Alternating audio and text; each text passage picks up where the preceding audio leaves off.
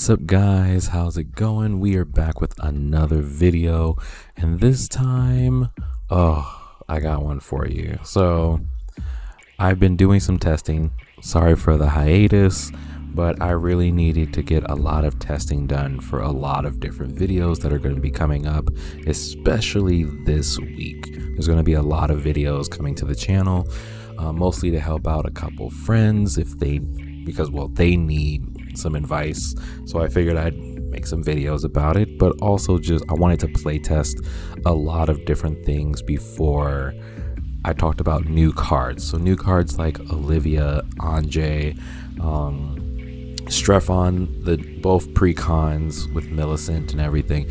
I wanted to get really good data on them first, in person, before I made any deck videos, because they're new cards and you gotta test them out as much as you can. So with Olivia Crimson Bride, we have an awesome 6-drop commander, which I did cover in the preview season where I was talking about it. And the first thing that stood out to me was Eldrazi's. This is a Reanimator style deck, and unfortunately there are no Eldrazi tribal decks here on EDH Rec. So when I saw Olivia, the first thing I thought was Eldrazi tribal. That was like literally the first thing that came to my mind when I saw her, and it was just awesome because she has this awesome ability to just bring creatures back tapped and attacking. Yes, you're not going to get the Annihilator triggers or the cast triggers I already said attack triggers. You're not going to get the attack triggers and the cast triggers. So, but at least still having them on the field, how can you beat that? And of course, with Port Razor, going into infinite attack triggers just makes it awesome. So you have so many different ways to do things. And that's one of the things that just made her stand out to me, where I was like, this is an Eldrazi tribal deck. No one can tell me otherwise, since she doesn't focus on vampires specifically like some of the other vampire commanders do. So let's get into, the here and there's of what's in the deck, what I'm playing, because this is a personal deck of mine. I built it when I got the card with my box topper. I got it the preview weekend, and I built it and I absolutely loved it. So let's get into the data. What's up, guys? Welcome to the channel, or if you've been here before, welcome back. We are doing a personal deck this time. As I said before in the previous segment, this is a deck that I've been playing, and I wanted to make sure I got a lot of testing in, because I wanted to make sure it was worth presenting, because it is a personal deck. I want to talk about stuff that I'm playing, not stuff that I in theory want to play. It's good to speculate and deck build sometimes with theories, but also it's good to just give some feedback as to stuff that works and the experiences you've had with the deck.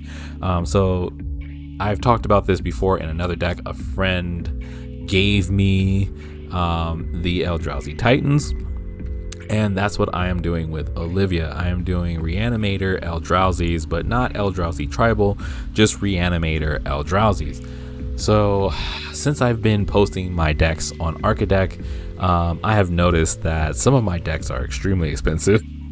And it's something that is interesting, because it's you may not know the worth of your cards, because you just, depending on when you got those cards, you kind of just forget how expensive they might be over time. And then when you look at the prices later on, you're like, holy crap, that card is worth that much.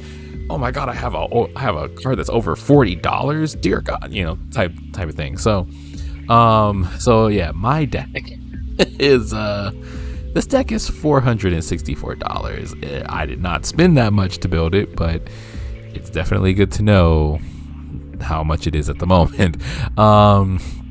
But overall, I would say this deck is really fun. Reanimator Eldrazi's with Olivia was the first thing that came to my mind when I saw her. When I got the card, I don't have this version of her, but I have the the Sisters of the Dead version that I got from my box that I pre-ordered. But Olivia is great. She is a 6-drop commander, 4 colorless, 1 black, 1 red. Legendary creature, Vampire Noble, that has flying and haste, and whenever Olivia Crimson Bride attacks, return target creature card from your graveyard to the battlefield tapped and attacking. It gains the effect of when you don't control a legendary vampire, exile this card. So with that effect, there are definitely certain things that you want to look for. Of course, something that you want to look for, or look out for, I should say, are the creatures like Kozilek. Kozilek has an effect where when Kozilek the Truth is put into a graveyard from anywhere, shuffle your graveyard into your library. So you don't want to search for Kozilek to send to the graveyard to try to reanimate, because you can't reanimate him, unfortunately. If he goes to the graveyard for any reason, from anywhere, he shuffles your entire graveyard back into your library. And that fact that card is $74 from one source and $61 from another source is pretty crazy. But with Kozilek and a few other Eldrazi's, that's what you want to watch out for. You want to watch out for those effects, like Ulamog, who has a similar effect where if he goes into the graveyard for any reason, he shuffles your graveyard back into your library. So you want to avoid those cards going into your library unless you can figure out a way to use that to your advantage. As a personal example, that was how I was able to refuel my deck. So when I was playing this deck a couple times, quick story, I was playing against a stacks deck, and I needed to get back some of my card draw cards and some of my search cards. So like Entomb, I consider a search card. So Succumb to Temptation was one of the cards I had that was a draw card that was in the graveyard. Unexpected Windfall was another card I had where I needed the treasure tokens for mana ramp to cast the Eldrazi. So I was trying to figure out how I was going to get around this stacks deck that had a pretty good lock on the field, and I was like, ooh, I've already used up a lot of my draw and search cards. I was like, I had Entomb in my hand. I'd already used up Succumb to Temptation and Unexpected Windfall. I have some other cards, but those were the instances that I used on other people's turns while I had the open mana.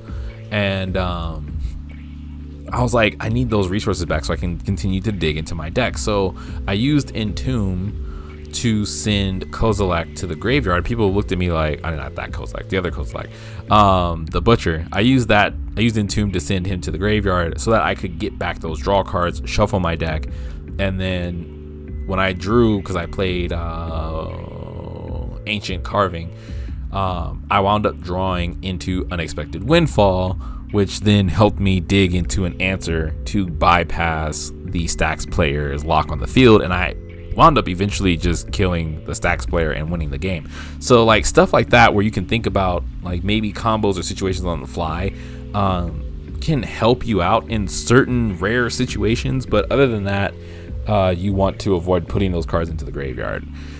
Other than that, looking at the deck, I really focused on a draw discard way of filling up my graveyard. I didn't want to go too heavy into cards like Entomb, Buried Alive, all that stuff. Like they're there, but I didn't want to focus on them really hard because there are a lot of cards that can do that. But I wanted to just have a couple in there, so I wanted to add in cards like Anjay, which discard, draw, or draw then discard. So that way I could put select cards that I want into the graveyard to reanimate with Olivia's effect. Other ways of mana ramp were like Emrakul or Dread Drone. Emrakul's Hatcher, Dread Drone were really helpful for me early on in the games that I was playing because every time I played them, I was getting some Eldrazi spawn or scions, where when they come in, they're pretty much like mana rocks. You sacrifice them, get some colorless mana, and the thing that was cool about them was like Dread Drone specifically being a 4/1, I could attack with it, someone's gonna block it, but then I could bring it back with Olivia, get more Eldrazi spawn, rinse and repeat type thing. And then once I got Ashnod's Altar on the field, that was kind of like it. I was like, haha, once I had like a sack outlet like Ashnod's Altar or Viscera Seer, sack outlets like those, or like Yahini, where you can just sack off a creature and then use Olivia to get them back, was really helpful. So in cases like that with Dread Drone and Emrakul's Hatcher, it just led to me getting a lot of mana ramp, and I have a lot of mana rocks already, as you can see, because Eldrazi's are big, Olivia is big, she's a 6-drop, so you want to have as much mana ramp as possible. At first glance, seeing a lot of the mana rocks that I have may seem a little bit much because it's 14 and they're all mana rocks. These are well, except for the Lightning Greaves, all of these cards are mana ramp in some form of way. Some people look at that and they're like, you're crazy for having that much mana ramp, but when you have a commander that costs 6 and then you have creatures that cost 9 and 11 and 10 and 12, like It That Betrays is 12, you want to be able to cast them from your hand. Some of them have cast triggers, some of them have Enter the Battlefield triggers, some of them have attack triggers. You at least want to get them out on the field first before you reanimate them, or at least be able to if someone bounces them back to your hand with with a card that just returns stuff. I'm pretty sure you can think of a bunch of spells that return cards to your hand, like Etherize and stuff like that, etc. You want to be able to just cast them again straight out. So I wanted to make sure I had enough mana.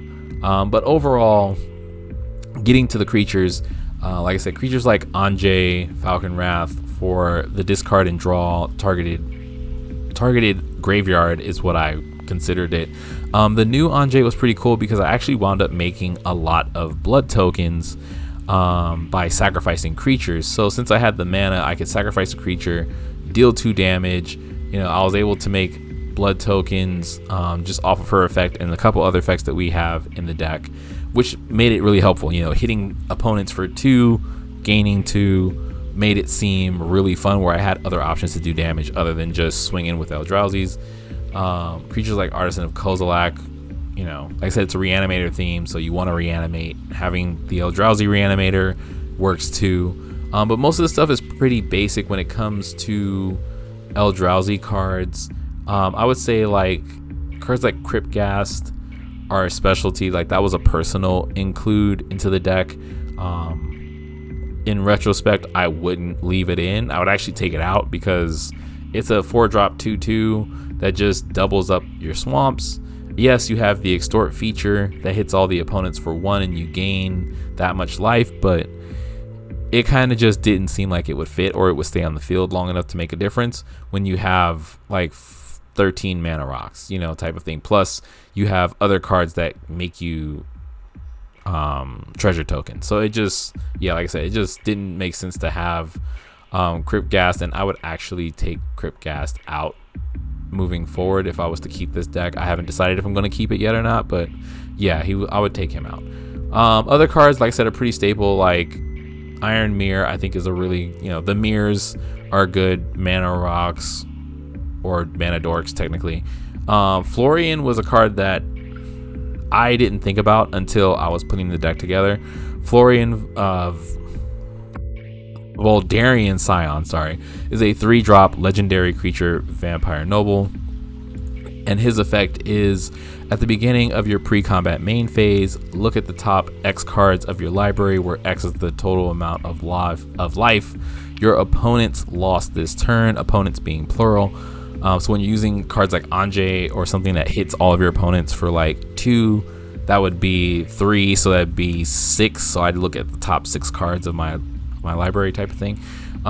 Exile one of those cards and put the rest on the bottom of your library in a random order. You may play the exile card this turn. So when I was reading his effect, I was like, oh, that would be cool. If I had the open mana and I see an Eldrazi, I could play it from exile. That'd be pretty cool. But then I realized that it doesn't specify. So Florian, you can also play lands from his effect. So I was like, cool, if I hit someone, if I do, like, let's use the example again of doing 6 damage in total to my opponents, and I have a land there and I don't have a land drop that turn, then that could be my land drop, because it doesn't say non-land card anywhere.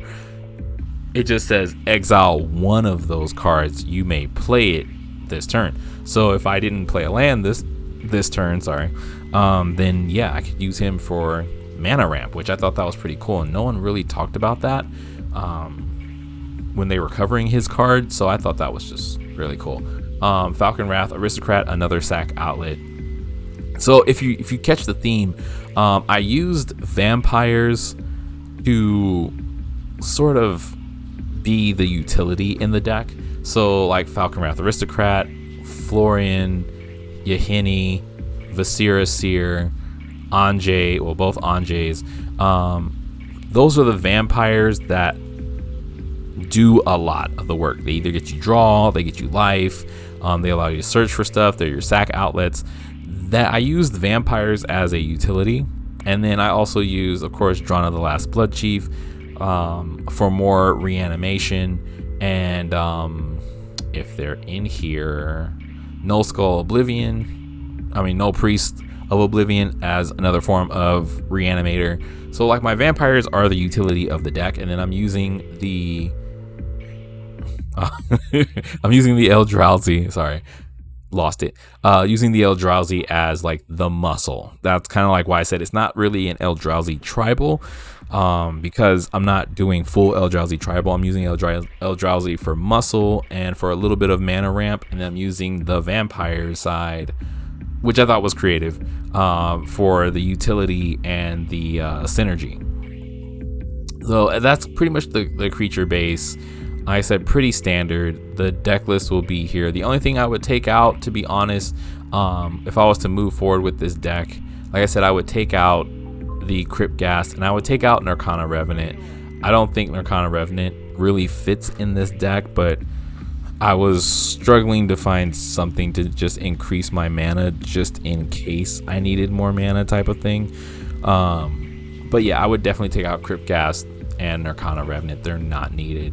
We already covered the artifacts. There are 13 mana ramp artifacts in here, and the only one that's not is Lightning Greaves, and that's just to give Olivia Shroud and Hexproof. There was one thing I forgot to mention, which was Port Razor, which I just thought about. So one of the reasons why I built this deck was because I saw Mitch talking about this before the card was released, where Port Razor and Olivia kind of have this infinite attack phase loop where you can sack off Port Razor after it deals damage, get another attack trigger, and you just keep going through combat phases. The cool thing about Port Razor is that you get an additional attack phase already. So if you can board wipe all of your opponents, make sure they have no creatures on the field, make sure their mana is tapped type of situation, you can just go for game. Attack 1, 2, and 3, and on the third opponent, when you attack them, sack off the Port Razor, and then do it all over again, because every time he comes back to the field, it's a new Port Razor. So his effect where he can't attack a player he's already attacked this turn gets reset because he's a new Port Razor from the graveyard and he's already coming in tapped and attacking. So you pretty much just do it all over again. It's an infinite kind of attack phase thing. So that's what I was going with. It was something that I thought about last minute. Instants, I'm only running 3 instants and I've already covered them. Entomb, Succumb to Temptation, an Unexpected Windfall, draw cards, and a search card to put into the graveyard. The enchantments I'm running are mostly just for support. Berserker's Onslaught is just to give my creatures double strike. Eldrazi's with double strike are pretty scary as it is. So that's just something I thought about. Dark Prophecy, since I am sacrificing creatures to get them back.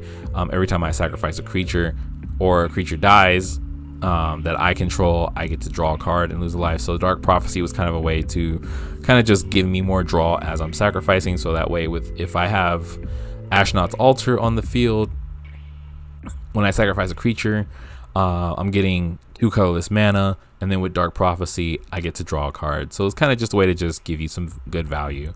Goblin's War Drum gives all my creatures menace. It's a card that I don't see people talk about at all, even for budget decks. Just an enchantment that just gives all your creatures menace for 3 that costs 3, and you don't have to pay anything extra. I think is really good, and I wish more people would talk about that card in their, or look at it for their builds if they're playing red. For our sorceries, it's more of the same: card draw, search with Buried Alive, more card draw, Cathartic Reunion.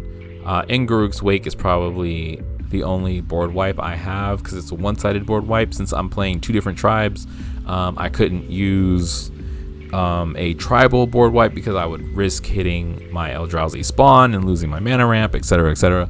So Inguruk's Wake is just a card that I just figured would be good, and it actually came in at the right time. So there was an occasion where I did win with Port Razor, Olivia, Ashnod's Altar, etc, because I Inguruk'd Wake everybody's field and then just swung out for game and did the combo. Like I said, everything else was just card draw. I just needed to keep the deck moving. I didn't expect this deck to be able to take out a stacks deck. It's not why I made it. I didn't make it to take out something so powerful, but it was something that just happened. For lands, I have 38 lands.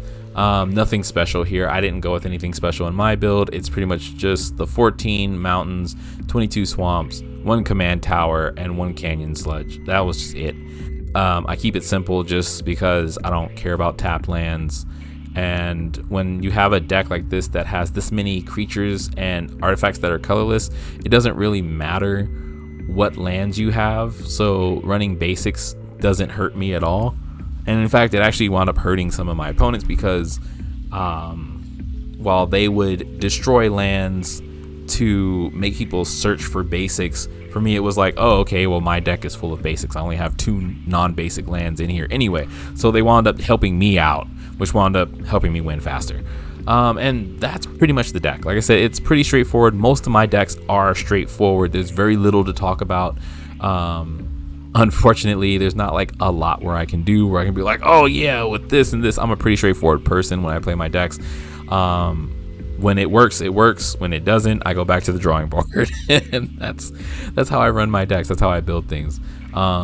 As far as Eldrazi go, they're pretty self-explanatory. I mean, when you have cards like Void Widower, which makes it so that your opponents can't even deal with it's a little joke we have in our play group. It's like, I can't even deal with that. I can't deal with this. I can't deal with everything. It's like kind of our running joke, play on words. So you can't cast spells that are even mana cost, which includes 0. And then opponents can't block with creatures that have an even mana cost. So, you can't even deal with Void Widower. Haha, pun there. And he's just, like I said, straightforward card. Other cards, like I said, the Ulamogs, Shifter of Skulls is kind of like the Pawn of Ulamog for Eldrazi's, even though Pawn of Ulamog is a vampire that makes Eldrazi spawn. I keep saying Scions, I'm sorry. Oh no, because they are Scions. Okay, there's a difference. Ooh, I never noticed that. So Eldrazi Scions are 1/1s, which explains why I have 1/1 Eldrazi tokens. And then the Eldrazi Scions Eldrazi spawn, okay, are 0/1s. The Scions are 1/1s. Sorry, had to make that be known. So with cards like Sifter. The hell, that is what it says. Sifter of Skulls. He has Devoid, even though he's black, so he's colorless. And whenever another creature you control dies, create a 1/1 colorless Eldrazi Scion creature token on the battlefield. It has sacrifice to add 1 colorless mana to your mana pool. So, like I said, the Eldrazi version of Pawn of Ulamog, which has pretty much the same effect. Whenever Pawn of Ulamog or another non-token creature you control is put into a graveyard from the battlefield, create a 0/1 Eldrazi spawn token on the battlefield that has sacrifice this card, add 1 colorless mana to your mana pool. So things like that can be really helpful. I felt like the deck had great synergy. And it really did. Once it started to go off and I started to sack creatures, attack, and even be able to play Eldrazi from my hand once getting enough mana, so that way I could attack with creatures that have Annihilator. So like Kozilek the Butcher, like I said, which I didn't want to go to the graveyard on purpose because it would mess up my strategy. When you cast him, you get to draw 4 cards. He has Annihilator 4, so when he attacks, defending player sacrifices 4 permanents. Annihilator does not work with Olivia's effect since they enter the battlefield tapped and attacking. You miss that attack period where you get to declare your attack and Annihilator happens. So you want to be able to have enough mana to summon those cards from your hand. And then, like I said, creatures like It That Betrays, which also has Annihilator, you want to cast them from your hand, so that way you're getting the Annihilator trigger that turn. But that's pretty much it. I can't really think of anything else to say because it's pretty straightforward.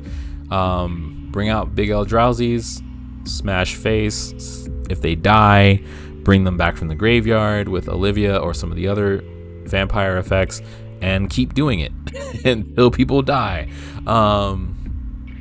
And yeah, people will most likely scoop. If you get a creature with Annihilator on the field, usually people will just quit after that because they have to sacrifice permanents, which eventually it leads down to them sacrificing lands. And once they start sacrificing lands to the Eldrazi's Annihilator effect, then they're done playing that match. So you pretty much won. But that's pretty much it. Like I said, draw cards, mana ramp, play big creatures, get them back from the graveyard, swing for game. That's the whole idea. So if you found this video helpful, let me know. The deck list will be in the description below. I still haven't decided if I'm going to keep this deck or not. It did beat a Stacks deck, a competitive EDH Stacks deck, which I'm very proud of. But at the same time, I kind of want to use Olivia for Vampire Tribal Reanimator and not Eldrazi Reanimator. But like I said, this was the first idea I had with the deck, and after many duels playtesting, I said duels, didn't I? After many games playtesting, I really fell in love with the deck the way it is. But I don't want to buy multiple Olivias to build another Vampire Tribal deck. You know what I mean? So yeah. Anyway, that's it for me. Like I said, deck list in the description. Let me know if you've played an Olivia Reanimator deck, since it has been a couple weeks since release. Let me know your experience with them. Have you had a good experience against them or with them? Is this something that you thought about? Is this something that you see yourself playing if you already have Eldrazi cards, or is the price point of this deck outside of your price range? Because honestly, it's all in the creatures. Like I said, like freaking the Ulamogs and the Kozilek. Like look, this Ulamog is like $60 to $70. This one's like $40 to $50. Like Kozilek, like this is the cheapest one, is the Great Distortion. The other one's like $60 to $70.